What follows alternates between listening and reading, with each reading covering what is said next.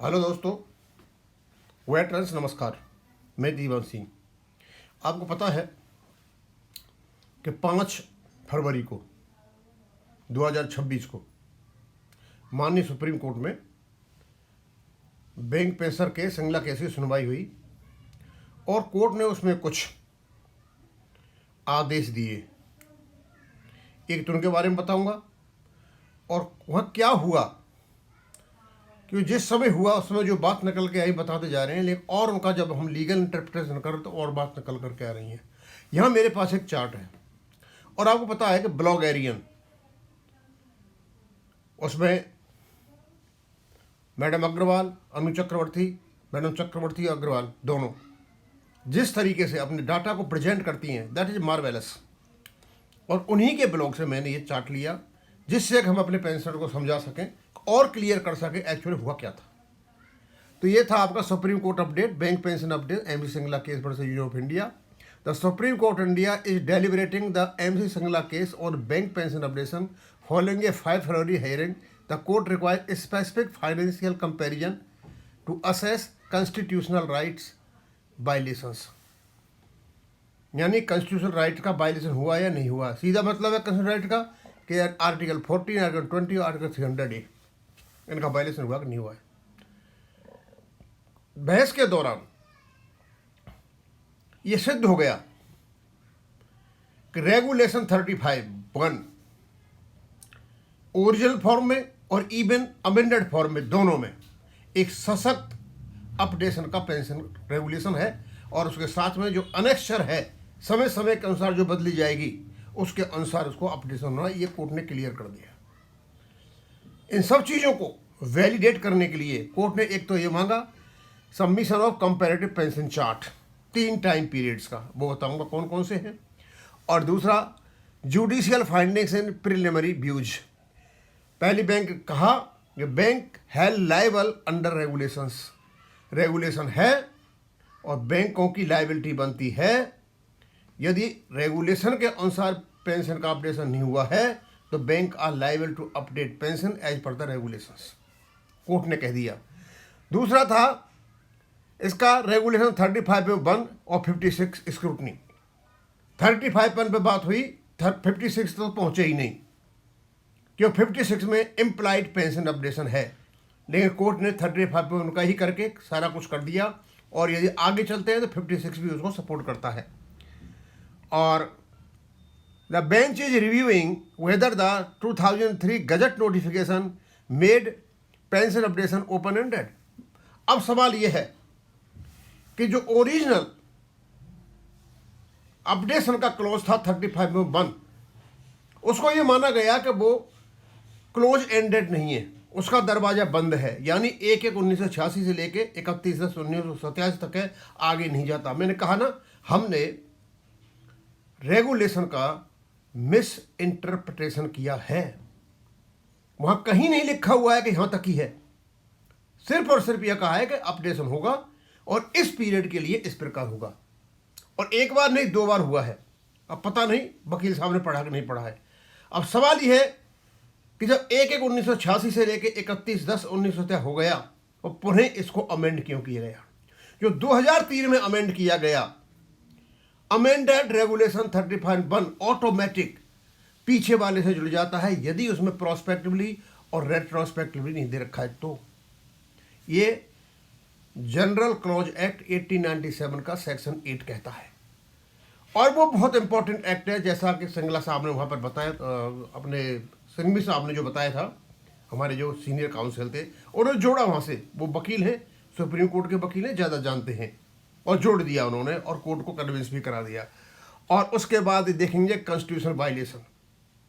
ये जो 3 फिगर मंगाए हैं इससे सिर्फ और सिर्फ कॉन्स्टिट्यूशनल वैलिडिटी देखी जाएगी, वायलेशन देखा जाएगा हुआ कि नहीं। तो वो तो हुआ है। अब सवाल ये आता है कि बार बार ये पूछा जा रहा है साहब 3 पीरियड जो दे रखे हैं यहां पर, ये क्या चीज है। 3 पीरियड कौन कौन से हैं? 3 पीरियड हैं आपके यहां दे रखे हैं। तो एक तो है 1 जनवरी 1986 से लेकर के 31 अक्टूबर 1987 तक, यहाँ पे आपका ओरिजिनल जो 35.1 था उसका जिक्र होता है और उसके आधार पर पेंशन अपडेट हुई है। जब पेंशन यहाँ अपडेट हुई है तो आगे क्यों नहीं हुई? रेगुलेशन में कोर्ट ने यह पकड़ लिया, यानी 31/10/1983 से आगे पेंशन तो मिली लेकिन अनेक्चर 1 के हिसाब से अपडेट नहीं हुई और कोर्ट ने यह माना कि केवल आप डीए देने से पेंशन अपडेट नहीं हो जाती है। डीए केवल और केवल महंगाई को राहत देने के लिए होता है, उसको कंपेंसेट करने के लिए होता है, पेंशन अपडेशन के लिए नहीं होता है। हमारे आईबीए और हमारे लोग ये मान के चलते थे कि नहीं, हम जो डीए दे रहे हैं वो एक अपडेशन है। आगे उन्होंने दूसरा पूछा 1 नवंबर 1987 से लेकर 2003 तक, 28/2/2003 तक, या 2003 में जहां ये पेंशन का जो रेगुलेशन था 35 अमेंड हुआ, वहाँ से इन्होंने लिया, वहाँ से इसको ओपन एंड, और कोर्ट यही देखेगा कि ये ओपन एंडेड जो है इसमें हुआ कि नहीं हुआ, उससे आगे की फिगर। अब कई चीज़ें निकल के आएंगी जब पेंशन चार्ट उनके सामने चला जाएगा। देयर इज अ कंटिन्यूटी, इस कंटिन्यूटी को कहीं तोड़ा ही नहीं गया है। 1/1/1986 को पेंशन शुरू होती है, आज तक वो कंटिन्यूस है, और वो भी रेगुलेशन 35.1 से। अब सवाल ये उठता है कि नेक्स्ट हियरिंग आपकी 18 फरवरी 2026 को है। अब उसमें क्या क्या होगा? एक मामला सेटल्ड हो चुका है कि रेगुलेशन 35.1 आपका है। सेकंड ये है कि जो पेंशन फंड है जिनकी जिक्र हुआ था शुरू में, जो नहीं करना चाहिए था, हो गया, क्या पेंशन फंड का मुद्दा पुनः उठेगा? और यदि पेंशन का फंड का मुद्दा उठता है तो हमारे जो सिंघवी साहब हैं उनसे अनुरोध करते हैं कि पेंशन फंड को छोड़ करके आप सीधे रेगुलेशन 7 और 11 पे आइए, क्योंकि आपके जो सोर्सेज ऑफ फंड है, सोर्सेज ऑफ इनकम है, जो आपके 7 और 11 में दे रखे, वो अपने आप रेगुलेशन आपके पैसे का इंतजाम कराता है। आपको कुछ भी नहीं करना है। पेंशन का अपडेशन आपके पास है, annexure as per base settlement change होती चली जाएगी, और पैसे का इंतजाम दी जो स्टेटरी बॉडी वो करेंगे। हमें केवल और केवल सीपीएफ के बदले पेंशन मिलना है, इससे ज़्यादा और कुछ भी नहीं है। दोस्तों, हम बहुत लेटर लिखते जा रहे हैं और एक खुशी की लहर है हमारे बैंक पेंशनर्स में, लेकिन मुझे लगता है हमारे यूएफबी के जितने घटक दल होंगे इनकी तो नानी मर गई होगी, और सबसे ज़्यादा आघात पहुंचा होगा आईबीए को, क्योंकि दोनों ने मिलकर के जो कुचक्र रचा था वो कुचक्र को माननीय सुप्रीम कोर्ट ने तोड़ दिया। इनको शायद ये शक था कि कुछ नहीं होना है, माननीय सुप्रीम कोर्ट की ये सिविल अपील है और ये केवल चंडीगढ़ हाईकोर्ट से चल के आ रही है और ये खत्म हो जाएगा। इनको ये था, अदरवाइज ये बहुत बड़ी तैयारी करते, वो तैयारी ये नहीं कर पाए। और आपको पता होना चाहिए कि पहली बार सुनवाई नहीं होने दी पंजाब नेशनल बैंक ने कि तुषार मेहता जी केस लड़ेंगे।